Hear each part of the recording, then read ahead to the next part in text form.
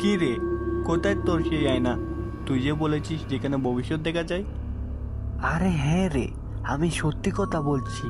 একদিন যখন ওই আয়নাটা দেখেছিলাম আমি, তখন দেখতে পাই হঠাৎ করেই কেমন যেন আমার একটা ছবি এসে মিলিয়ে গেল। আবার আবার জানিস, একটু পর দেখতে পাই একটি ঘরে দাও দাও করে আগুন জ্বলছে।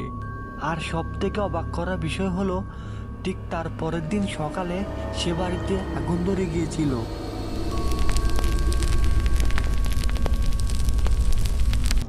আরে দূর, এমনও তো হতে পারে সেই ব্যাপারটা পুরো কাকতালীয় ছিল।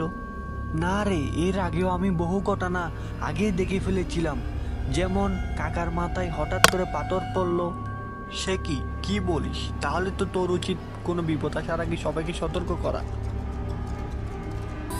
দেখ তো তুই কিছু দেখতে পাস কি না? কই, কি যে বলিস, আমি তো এখানে কিছুই দেখতে পাচ্ছি না।